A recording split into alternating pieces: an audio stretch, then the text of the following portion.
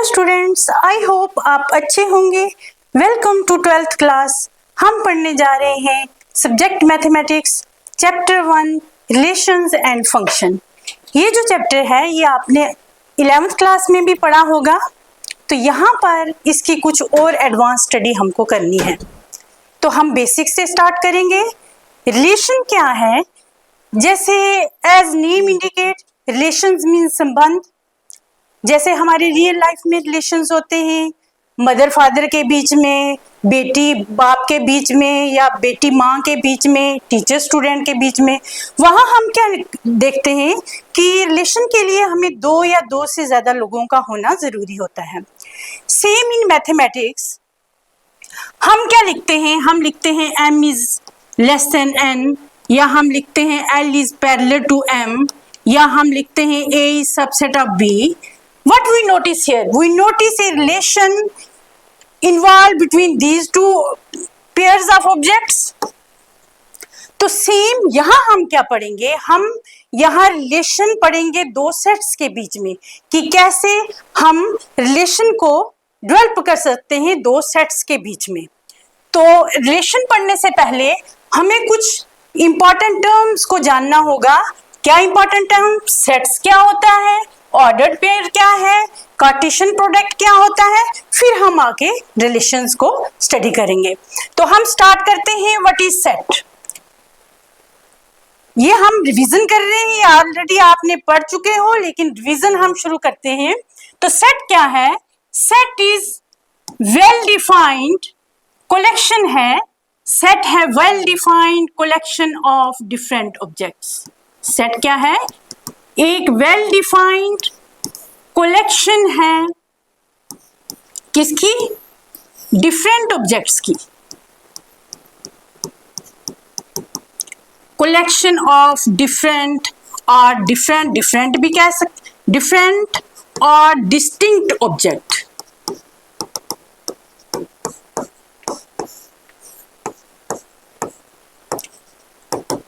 अब well defined क्या है? Well defined means same for all, जो सभी के लिए सेम हो, सेम फॉर ऑल। कैसे? एक एग्जांपल से समझते हैं। जैसे हम कहें कि set of natural number less than 6 का set of natural number less than 6, तो उसमें कौन से एलिमेंट्स आ जाएंगे? उसमें आ जाएगा 1 आ जाएगा, 2 आ जाएगा, 3 आ जाएगा, 4 आ जाएगा, और हमें लेस देन 6 लेने थे, इसलिए यहाँ पे ये 5 एलिमेंट्स आ जाएंगे। अब मैं अगर ये एक पर्सन को पूछती हूँ तो उसका भी यही आंसर होगा, दूसरे को पूछती हूँ तो उसका भी यही आंसर होगा, तीसरे को पूछती हूँ तो उसका भी यही आंसर होगा। ये सब के लिए सेम है, ये इसलिए ये एक वेल डिफाइंड कलेक्शन है, तो ये सेट की कैटेगरी में आती है। अब हम दूसरी एग्जांपल ले लें कि हम किसी को पूछें कि वावल्स इन इंग्लिश अल्फाबेट्स लिखो, set of vowels in English alphabet, तो क्या हो गया वो? A-E-I-O-U। ये भी हम जिस किसी को भी पूछेंगे उसका सेम आंसर होगा। एक पर्सन को पूछे, दूसरे को पूछे, किसी भी और कंट्री में जाके पूछें तो आंसर इसका सेम ही होगा। तो ये भी एक वेल डिफाइंड कलेक्शन है, तो ये भी सेट की कैटेगरी में आएगी, तो हम कहेंगे इट इज ए सेट। ये भी सेट है तो ये भी सेट है। अब सेट क्या नहीं है? जैसे हम कहें कि सेट ऑफ बेस्ट एक्टर्स ले लो, आप कलेक्शन करो बेस्ट एक्टर्स की, तो बेस्ट एक्टर क्या होगा? वो पर्सन टू पर्सन वेरी करेगा, किसी के लिए कोई बेस्ट हो सकता है, किसी के लिए कोई बेस्ट हो सकता है, तो वो एक वेल डिफाइंड कलेक्शन नहीं है, इसलिए सेट की कैटेगरी में नहीं आएगी। एक और एग्जांपल से समझते हैं। सपोज करो हम पूछें डिफिकल्ट टॉपिक्स इन मैथमेटिक्स, तो डिफिकल्ट किसी के लिए कोई टॉपिक डिफिकल्ट हो सकता है और किसी के लिए कोई टॉपिक डिफिकल्ट हो सकता है, तो वो भी एक वेल डिफाइंड कलेक्शन नहीं है, तो वो भी सेट नहीं होगा, सेट की कैटेगरी में नहीं आएगी। तो वेल डिफाइंड अब हो गया कि सेट क्या है? एक वेल डिफाइंड कलेक्शन है डिस्टिंक्ट ऑब्जेक्ट्स की। ये था सेट के बारे में। अब हम आ जाते हैं what is an ordered pair. Second हमारा था what is an ordered pair. अब ऑर्डर्ड पेयर की बात करें तो हमने छोटी क्लासेस 9th-10th में ही हमने पढ़ा था कि व्हाट इज ऑर्डर्ड पेयर क्या होता है। हम वहां पढ़ते थे कि एक पॉइंट होता है, उसके दो कोऑर्डिनेट्स होते हैं एक्स वाई, इसको हम बोलते थे, जब हमने कोऑर्डिनेट ज्योमेट्री पढ़ी थी हम बोलते थे ये हमारा फर्स्ट एलिमेंट है, ये हमारा सेकंड एलिमेंट है, इसको हम एब्सिसा बोलते थे, इसको हम ऑर्डिनेट बोलते थे। तो यही है ordered pair. Ordered pair means order important है और उसको हमें फॉलो करना है। तो क्या हो गया ordered pair? Pair of elements in specific order, उसको का हम कहेंगे ऑर्डर पेयर। कैसे फॉर्म होगा? It is formed by two elements separated by commas and written inside the parenthesis. Order pair क्या हो गया? दो एलिमेंट से बना हुआ जिसमें का एक स्पेसिफिक ऑर्डर है, यहाँ ए है तो यहाँ बी है, इसको हमने इसी ऑर्डर में लिखना है, ए बी। ऑर्डर स्पेसिफिक होगा और इसका फर्स्ट एलिमेंट जो होगा वो, और इसको सेपरेट करेंगे हम कॉमास के साथ और इसको पैरेंथेसिस के बीच में रखेंगे तो ये हमारा ऑर्डर्ड पेयर बन जाएगा। तो इसको हम डेफिनेशन से समझते हैं। क्या कहता है? Ordered pair, two numbers A and B listed in a specific order and enclosed in parentheses form an ordered pair. In the ordered pair AB, we call A को हम फर्स्ट एलिमेंट बोलेंगे, इसको मेंबर भी बोल सकते हैं, element भी बोल सकते हैं। B को हम हमारा सेकंड एलिमेंट बोलेंगे, सेकंड मेंबर भी बोल सकते हैं, कंपोनेंट भी बोल सकते हैं। तो कहता है, कहने का क्या मतलब हुआ कि हमारा ऑर्डर्ड पेयर क्या हो गया? दो नंबर से बना हुआ जो स्पेसिफिक ऑर्डर में हो और पैरेंथेसिस के बीच में हो, उसका जो फर्स्ट एलिमेंट हो वो हमारा फर्स्ट मेंबर हो और जो सेकंड हो वो हमारा सेकंड मेंबर हो, तो उसको हम कहेंगे वो ऑर्डर्ड पेयर है। अगर हम आगे कहता है by interchanging the position of component the order pair is change. कहता है अगर हम इसकी पोजीशन को चेंज कर दें, इसकी पोजीशन को स्वैप कर दें, यहाँ क्या था ए बी, अगर मैं इसको लिख दूं बी ए, तो यहाँ क्या होगा? इसकी पूरा मीनिंग ही चेंज हो जाएगा। यहाँ ऑर्डर क्या था? ए बी, यहाँ ऑर्डर हो गया बी ए। यहाँ मेरा फर्स्ट एलिमेंट ये था, सेकंड ये था, यहाँ मेरा ये फर्स्ट एलिमेंट हो गया और ये सेकंड हो गया। तो ये दोनों एक दूसरे के इक्वल नहीं है, इसका ऑर्डर अलग है, इसका ऑर्डर अलग है। इस जो सेम ऑर्डर में कौन से एलिमेंट होंगे? जिसका हर एलिमेंट इक्वल टू ए होगा और बी होगा। इसमें कौन होगा? ये पहला बी होगा, दूसरा ए होगा। ऐसे एलिमेंट, इसका फर्स्ट एलिमेंट इसके फर्स्ट के इक्वल हो तो तब वो इक्वल ऑर्डर पेयर होंगे, अदरवाइज ये क्या होंगे? ये ऑर्डर पेयर अलग है और ये ऑर्डर पेयर अलग है। A B is not equal to B A. A B जो है हमारा वो बी ए के इक्वल नहीं होगा। यहाँ ऑर्डर ए बी है और वहां ऑर्डर बी ए है। This is all about ordered pair. अब हम आ जाते हैं हमारा कार्टेशियन प्रोडक्ट पे। तो कार्टेशियन प्रोडक्ट क्या कहता है? ये कार्टेशियन वर्ड भी आपने सबसे पहले 9th-10th क्लासेस में सुना होगा कोऑर्डिनेट ज्योमेट्री में।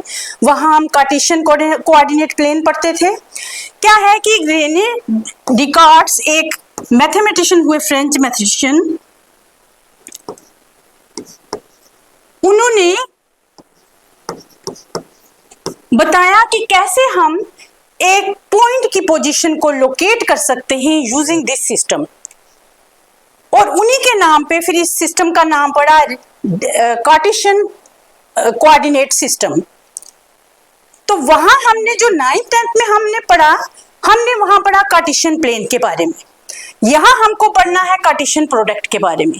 तो कार्टेशियन प्लेन और कार्टेशियन प्रोडक्ट जो है ये रिलेटेड हैं एक दूसरे से। कार्टेशियन प्लेन में हम क्या करते थे? हम पॉइंट्स को प्लॉट करते थे, वो उसकी ज्योमेट्रिकल रिप्रेजेंटेशन थी। यहाँ हमने क्या करना है? यहाँ हमने पॉइंट्स को क्रिएट करना है। कैसे क्रिएट करना है? दो सेट्स की मदद से। हम क्या करेंगे? दो सेट ले लेंगे, उनके एलिमेंट्स को लिंक करेंगे, ऑर्डर्ड पेयर बनाएंगे ऑल पॉसिबल, और उसको एक सेट के अंदर रखेंगे, वो हमारा हो जाएगा कार्टेशियन प्रोडक्ट। तो क्या कह रहा है ये? कह रहा है Cartesian product, A Cartesian product is a mathematical operation that combines two set A and B to create a new set containing all possible ordered pair AB। कहता है कि ए सेट ऑर्डर क्या है, हमें क्या बनाना है, कंबाइन करने हैं ए एंड बी। तो ऑर्डर यहाँ क्या है, ए एंड बी सेट। नया सेट बनाना है एक जिसके पेयर्स का ऑर्डर होगा A B, where the first element हमने ए सेट से लेना है और सेकंड एलिमेंट हमने बी सेट से लेना है। उसको हम डिनोट करेंगे ए क्रॉस बी के साथ एंड रिटन एज, इसको हम सेट बिल्डर फॉर्म में इस तरह से लिख सकते हैं, A cross B. A cross B is equal to set of all AB. A belongs to first set A and B belongs to, पहला एलिमेंट हमारा A सेट को बिलोंग करेगा और दूसरा एलिमेंट हमारा B सेट को बिलोंग करेगा। तो इसको हम एक एग्जांपल की मदद से समझते हैं। सपोज हमें A में कोऑर्डिनेट दिए हुए AB और B के एलिमेंट्स दिए हुए 1 2। अब हमें इनका A क्रॉस B निकालना है। तो हम कैसे निकालेंगे, ए क्रॉस बी क्या हो गया, ए कार्टेशियन प्रोडक्ट बी, इसको हम शॉर्ट में ए क्रॉस बी बोलते हैं। तो क्या हो गया, हमें पहला एलिमेंट हमारा ए सेट से आना चाहिए और दूसरा एलिमेंट हमारा बी सेट से आना चाहिए। तो हमने क्या करना है, ए सेट को लेना है और इसकी पेयरिंग बी सेट के ऑल पॉसिबल पेयरिंग उसके हर एलिमेंट के साथ करनी है। तो उसको हम कहते हैं कार्टेशियन प्रोडक्ट। तो हम क्या करेंगे, यहाँ हमारे पास क्या सेट आ गया, पहला एलिमेंट इसका लिया, ए की पेयरिंग पहले आ जाएगी A1, फिर आ जाएगा A2, उसके बाद दूसरा एलिमेंट लेना और इन दोनों के साथ इसकी पेयरिंग कर देनी है। तो यहां आ गया B1 एंड फिर आ गया B2। इसको जब हम एक सेट के अंदर रखेंगे तो ये हो गया हमारा कार्टेशियन प्रोडक्ट। अब यहां ऑर्डर क्या था, A क्रॉस B।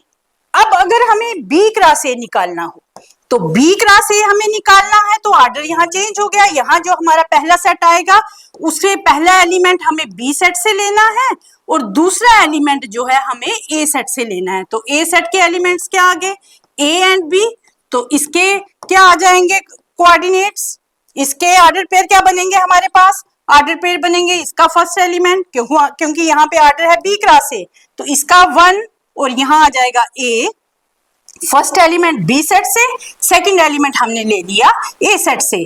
अब नेक्स्ट क्या आएगा, 1b, अब उसके बाद क्या आ जाएगा 2a और उसके बाद आ जाएगा 2b।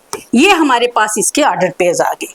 अब जरा आप देखो, क्या a क्रॉस b के एलिमेंट्स इसके इक्वल हैं, नहीं, क्योंकि यहाँ पे ऑर्डर चेंज है, यहाँ A1 था, यहाँ 1a हो गया। तो हम कहेंगे a cross b is not equal to B cross A। यहाँ ऑर्डर जो है A क्रॉस B में था तो इसके एलिमेंट्स ये आ गए, और यहाँ ऑर्डर B क्रॉस A में था तो उसके एलिमेंट रिवर्स होके ये आ गए। तो इसलिए A क्रॉस B हमारा B क्रॉस A के इक्वल नहीं है। बट नंबर ऑफ एलिमेंट्स जो हैं, नंबर ऑफ एलिमेंट जो A क्रॉस B के बीच में हैं वो इक्वल है number of elements in B cross A। कैसे, इसको हम देखते हैं। अब देखें number of elements in A set कितने हैं, number of elements in A set में कितने हैं, 2, और number of elements in B set कितने हैं, इसमें भी 2 हैं। तो number of elements in A cross B कितने आ गए, number of elements in A cross B आ गए 2 × 2 विच इज इक्वल टू 4। अब इसी तरह हम अगर number of elements B cross A में निकालें तो यहाँ क्या हो जाएगा, सेम। फिर number of elements B set में कितने हैं, 2, और number of elements A set के अंदर कितने हैं, 2।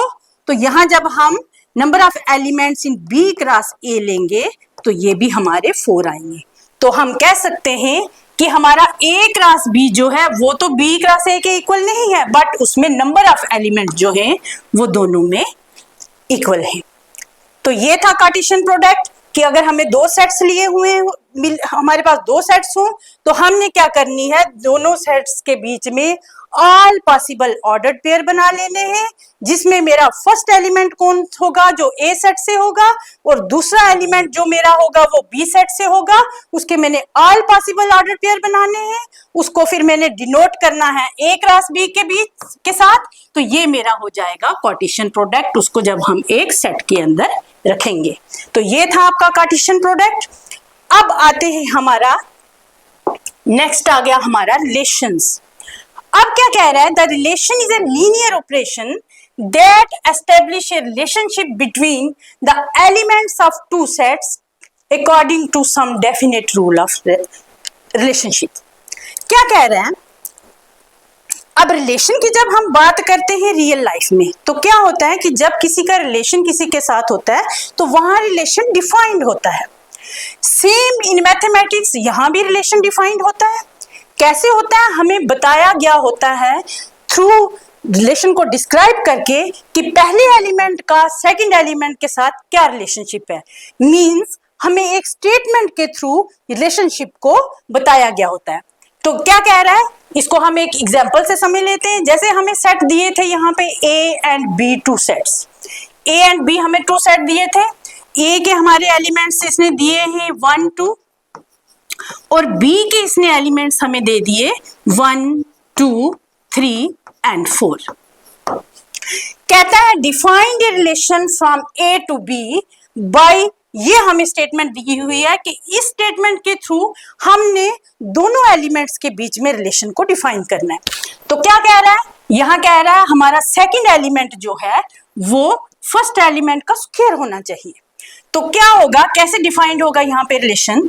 तो हम क्या करेंगे, हम इसका एरो डायग्राम बना लेते हैं. यहाँ ये आ गया हमारा A सेट, ये हमारा आ गया B सेट. इसमें कितने एलिमेंट्स है? A के अंदर 2 एलिमेंट्स है. यहाँ कितने एलिमेंट्स हो गए? 1 2 3 एंड 4. अब देखो रिलेशन कैसे डिफाइंड है, second element is equal to first का स्क्वायर. तो हम पेयरिंग करेंगे इसकी, तो क्या आ जाएगा, 1 का जब हम स्क्वायर लेंगे तो हमारे पास 1 आएगा. इसकी 1 किससे रिलेट हो रहा है? 1 से. 2 जो है जब हम इसका स्क्वायर लेंगे तो हमारा स्क्वायर आ जाएगा 2 2 जा 4. तो अब इसको लिखेंगे कैसे, हमारा ये आ गया हमारा A सेट और ये आ गया हमारा B सेट. A का एलिमेंट क्या था? 1. जब हमने रिलेशन डिफाइन किया तो यहां हमारा ये एलिमेंट 1 ही आया. अब जब हमने 2 लिया तो जब रिलेशन डिफाइन किया इसके ऊपर तो हमारे पास यहां पे आ गया 4. अब यहां क्या हो गया, 1 रिलेट कर रहा है 1 के साथ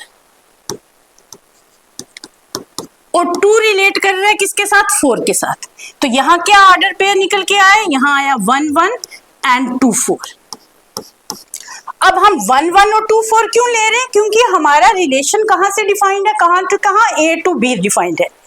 अब हम रिलेशन को हम डिनोट कर लेते हैं, R से लिखेंगे हम, तो हमारा रिलेशन क्या आ गया. अब ये जो हमारे पास एलिमेंट्स निकल के आए हैं इनको हमने क्या करना है, एक सेट के अंदर रखना है और वो हमारा हो जाएगा रिलेशन. तो क्या आ जाएगा हमारे पास आ जाएगा R, हमारा आ जाएगा 1 1 एंड 2 4. ये हमारा रिलेशन निकल के आ गया. अब हम क्या करेंगे, ये हमारा रिलेशन आया है. अब हम क्या करेंगे, हम A एंड B के कार्टेशियन प्रोडक्ट निकालेंगे, ऑल पॉसिबल ऑर्डर्ड पेयर निकालेंगे. तो ये आ गया हमारा A क्रॉस B को हम यहां लिखेंगे, तो क्या आ गया, A cross B. All possible ordered pair निकालो. 1 की पेयरिंग करेंगे 1 के साथ, तो यहां आ गया 1 1, फिर आ गया 1 2, फिर आ गया 1 3, फिर आ जाएगा 1 4, फिर आ गया 2 1, फिर आ गया 2 2, फिर आ गया 2 3 और फिर आ गया 2 4. ये हमारे पास सारे ऑल ऑर्डर्ड पेयर निकल के आ गए. अब हम देखेंगे कि जो हमारा रिलेशन आया था क्या उसके जो एलिमेंट्स हैं उसके बीच में है. तो हमने क्या देखा, हाँ 1 1 यहाँ है और 2 4 भी इसके बीच में है. यहां से हमें क्या पता चला कि जो हमारा रिलेशन होता है वो सबसेट होता है कार्टेशियन प्रोडक्ट का. तो हम लिखेंगे R is subset of A cross B. तो यहां से हमने देखा कि रिलेशन जो है is always subset of B. यही हम डेफिनेशन में देख लेते हैं इसकी क्या कह रही है. कह रही है a relation R from a non empty set A to a non empty set B is subset of cartesian product A cross B. क्या कहता है, जो रिलेशन है जो A से B में हमने डिफाइन किया है वो क्या होगा, सबसेट होगा A क्रॉस B का. द सबसेट कैसे ड्राइव किया, जो रिलेशनशिप दी थी उसके साथ हमने रिलेशन को, सबसेट कौन हो गया, जो रिलेशन था हमारा, वो कहां से ड्राइव हुआ, जो हमें रिलेशनशिप दी हुई थी उससे हमने रिलेशन को बनाया और हमने देखा कि हमारा जो रिलेशन है वो सबसेट है A क्रॉस B का। तो यहां से हमें पता चलता है कि हमारा रिलेशन जो है वो हमेशा कार्टेशियन प्रोडक्ट का सबसेट होता है। अब हम एक और एग्जांपल लेके देखते हैं कि जैसे सपोज,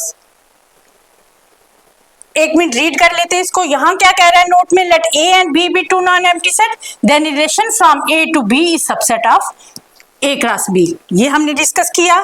फिर कह रहा है A भी जब हम कहते हैं belongs to A, then we say that A is related to B, तो हम उसको इस तरह से लिखते हैं। अब हम एक एग्जांपल और ले लेते हैं। सपोज करो हमारे पास A के एलिमेंट्स हैं 1 2 और B के एलिमेंट्स हैं हमारे पास 3 4। इससे हम रिलेशन को और अच्छे से समझेंगे। अब मुझे इसकी A क्रॉस B निकालना है, तो क्या आ जाएगा A cross B, A cross B आ जाएगा। यहां ऑर्डर पेयर आ जाएंगे, रिलेशन डिफाइंड हो रहा है A टू B, तो पहला एलिमेंट मेरा A सेट से आएगा तो यहाँ आ गया 1, और दूसरा एलिमेंट B सेट से आ गया तो ये आ गया 1 3, फिर आ जाएगा 1 4, फिर आ जाएगा 2 3 और फिर आ जाएगा 2 4। ये इसके ऑल पॉसिबल ऑर्डर पेयर हो गए, ये इसका कार्टेशियन प्रोडक्ट हो गया। अब मुझे रिलेशन लेने हैं, तो मैं कितने रिलेशन ले सकती हूँ, तो मैं रिलेशन R1 लिखूंगी। रिलेशन को आप किसी से भी डिनोट कर सकते हो, कोई भी कैपिटल लेटर से, तो हम ऐसे मोस्टली R से ही डिनोट करते हैं, तो R1 R2 जितने भी रिलेशन हो तो हम इस तरह इसको लिख सकते हैं। तो R1 मेरा क्या रिलेशन हो गया, सपोज करो मैंने इसमें एक सेट ले लिया ये।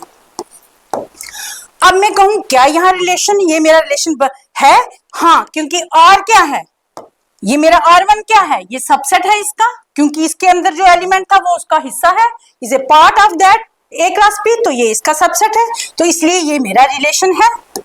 अब मैं रिलेशन 2 ले लेती हूँ, तो मैं क्या लेती हूँ, इसमें 2 ऑर्डर्ड पेयर ले लेती हूँ, 1 3 एंड 1 4।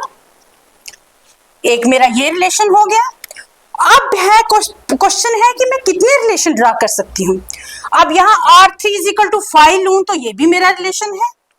क्यों है, इसको समझ लो। 5 क्या होता है, आप जानते हो 5 इज एम्प्टी सेट, तो आपने पढ़ रखा है कि empty set is subset of every set. तो रिलेशन क्या है, रिलेशन क्या है, वो सबसेट है, तो 5 जो है वो इसका सबसेट होगा, क्योंकि ये भी क्या है, A cross B is also a set, ये भी एक सेट है, तो ये भी एक सेट है, तो 5 क्या हो गया, इसका सबसेट हो गया, तो 5 एम्प्टी सेट भी एक रिलेशन हो गया। तो अब क्वेश्चन ये है कि हम कितने रिलेशन यहां से ड्रा कर सकते हैं।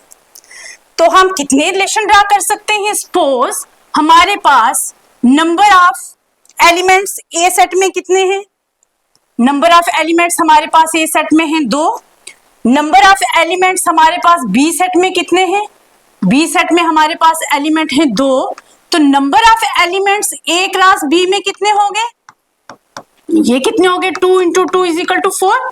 तो हमने देखा ए क्रॉस बी में कितने एलिमेंट थे, 1 2 3 4 एलिमेंट्स थे। अब हमें नंबर ऑफ रिलेशंस की जब हम बात करते हैं तो नंबर ऑफ रिलेशंस कितने होंगे, नंबर ऑफ रिलेशंस होंगे 2 की पावर 4। कितने रिलेशंस होंगे, 2 की पावर 4। जो हमारे पास एलिमेंट्स हैं उसकी 2 के ऊपर उसकी पावर लगा दो तो उतने हम रिलेशन इसके निकाल सकते हैं। इन जनरल हम इसको लिखें तो हम इसको कैसे लिखेंगे कि सपोज हमारे पास number of elements in A set, अगर हमारे पास number of element in A set में P हो, नंबर ऑफ एलिमेंट्स हमारे साथ पास बी सेट में Q हो, तो नंबर ऑफ रिलेशंस हम कैसे निकाल सकते हैं, नंबर ऑफ रिलेशंस हमारे होंगे 2 की पावर P Q। क्यों, यहां number of elements A cross B में कितने हो गए, P इंटू Q, तो नंबर ऑफ रिलेशंस हम कितने निकाल सकते हैं, 2 की पावर P Q। यही हमारे रिलेशंस क्या है, रिलेशन इज सबसेट, तो सबसेट में भी हम ऐसे ही निकालते हैं जब हमें नंबर ऑफ सबसेट्स निकालने होंगे। तो ये हो गया रिलेशन के बारे में। अब एक छोटा सा टॉपिक और है उसको हम कंसेप्ट डोमेन रेंज का हम थोड़ा सा देख लेते हैं। हमारे पास सेट दिया हुआ है A is equal to 1 2 3 and B हमें सेट दिया हुआ है 1 2 3 4। रिलेशन हमें कैसे डिफाइन किया हुआ है, X square is equal to Y. Same क्या कह रहा है, हमारा y क्या है, हमारा ऑर्डर्ड पेयर है एक्स वाई, y कह रहा है कि वो x का स्क्वायर है। इट मींस जो यहाँ पे हमारा सेकंड नंबर वाला एलिमेंट होगा वो x का स्क्वायर होगा। तो क्या बन जाएगा रिलेशन, इसको हम एरो डायग्राम में लिख लेते हैं। ये आ गया हमारा सेट A और ये आ गया B, ये आ गया 1 2 3 और यहाँ पे आ गया 1 2 3 4। जब हम इस रिलेशन को लगाएंगे तो हमारे पास एलिमेंट्स आ जाएंगे। इसकी मैपिंग हो रही है 1 के साथ क्योंकि 1 का स्क्वायर इज 1 एंड 2 का स्क्वायर इज 4। तो हमारे पास क्या ऑर्डर्ड पेयर आ गए, हमारे पास ऑर्डर्ड पेयर रिलेशन में आ गए 1 1 एंड 2 4। अब हमें बताना है डोमेन क्या है। डोमेन क्या है, डोमेन मींस पार्टिसिपेंट्स कितने हैं, किन किन ने पार्टिसिपेट किया, 1 और 2 ने, ये डोमेन हो गया। तो हम फर्स्ट एलिमेंट, डोमेन क्या हो गया हमारा, फर्स्ट एलिमेंट इन रिलेशन में देखो जो फर्स्ट एलिमेंट है वो हमारा डोमेन हो गया। इसको हम इनपुट वैल्यू भी कहते हैं और इसको हम पार्टिसिपेंट्स भी कह सकते हैं। तो डोमेन क्या हो गया हमारा, फर्स्ट एलिमेंट ऑफ रिलेशन। और रेंज क्या हो गया हमारा, रेंज हमारा हो गया आउटपुट वैल्यू, जो वैल्यू निकल के आई, जब हम 1 लगाया तो 1 मिल रहा है, 2 लगाया तो 4 मिल रहा है। तो ये यहाँ पे आउटपुट वैल्यू जो होगी हमारी वो हो गया हमारा रेंज। और क्या कहेंगे, और कहेंगे सेकंड एलिमेंट, यहाँ क्या आ जाएगा, सेकंड एलिमेंट जो हमारा है वो भी हमारा क्या है, रेंज है। तो डोमेन जो है वो ऑलवेज हमारा सबसेट ऑफ ए होता है, जो पहला सेट है उसका सबसेट होता है। और जो रेंज होता है वो हमारा सबसेट किसका होता है, range is subset of codomain. तो कोडोमेन क्या हो गया, कोडोमेन हो गया पूरा बी सेट, जो होल सेट बी है। यहाँ कोडोमेन क्या हो जाएगा, कोडोमेन हमारा हो जाएगा होल सेट बी के एलिमेंट्स। तो वो कौन कौन से हो गए, उसमें आगे यहाँ डोमेन में एलिमेंट्स कौन से आए, फर्स्ट एलिमेंट 1 एंड 2। रेंज में कौन से एलिमेंट्स आ गए हमारे पास, रेंज में हमारे एलिमेंट्स आ गए 1 एंड 4। और कोडोमेन में हमारे बी सेट के सारे एलिमेंट्स आ जाएंगे 1 2 3 एंड 4। ये था कंसेप्ट आपका डोमेन रेंज और कोडोमेन के बारे में। तो थोड़ी सी इसकी डेफिनेशन को रीड कर लेते हैं तो और अच्छे से आप समझ पाओगे।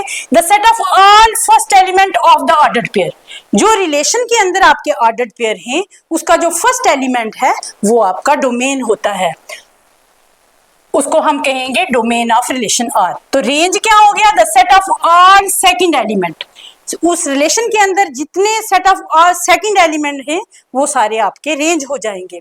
और कोडोमेन क्या होगा, the whole set B is called codomain of relation. तो कोड यही हमने अभी डिस्कस किया कि रेंज क्या है, वो कोडोमेन का सबसेट होता है, तो डोमेन जो है वो सबसेट होता है ए का। That's all for today, have a nice day, keep learning.